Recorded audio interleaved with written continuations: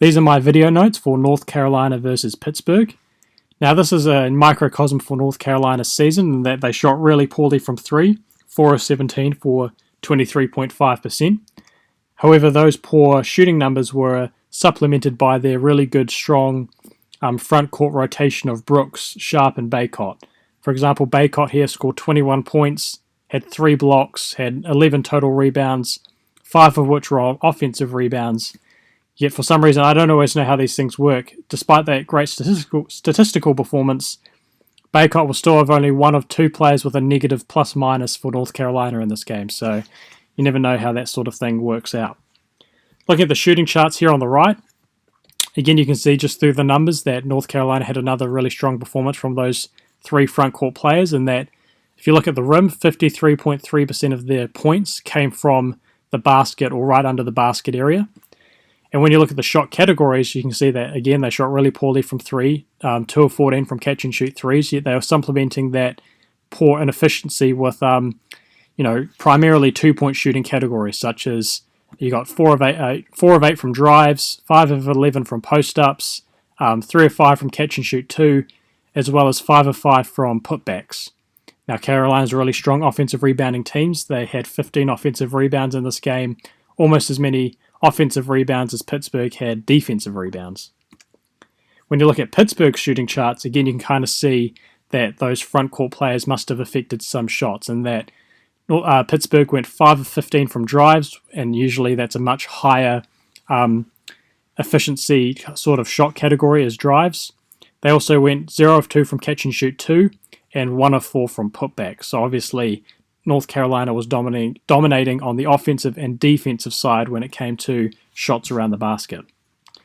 However, Carolina won this game also because they were so dominant against Pittsburgh's zone defense. So Pittsburgh ran 10 possessions here of zone defense against North Carolina, and despite that, North Carolina scored 16 points or 21.3% of their total score.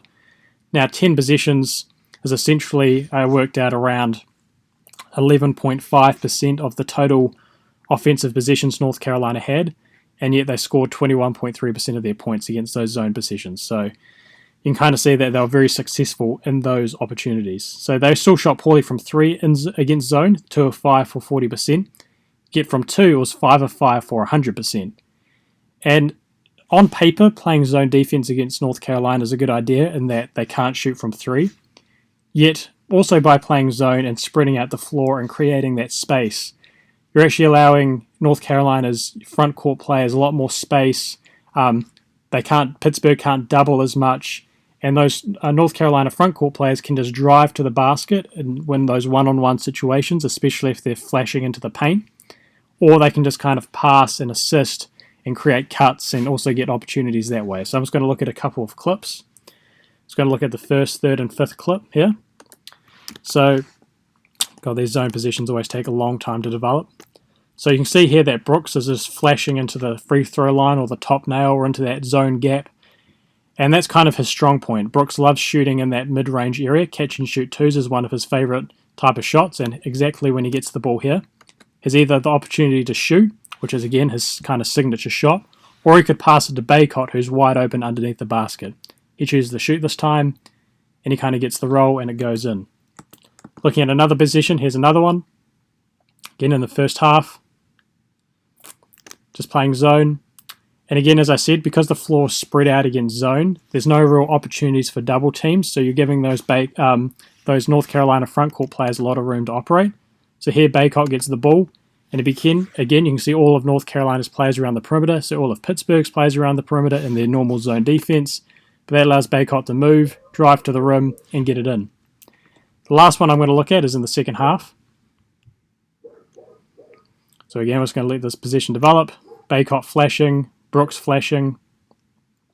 He gets the ball, and similar into that first clip we watched, he could either shoot for that catch and shoot 2, which is one of his favorites, or he could pass it off to Baycott, who is again wide open underneath the basket, cutting to the rim.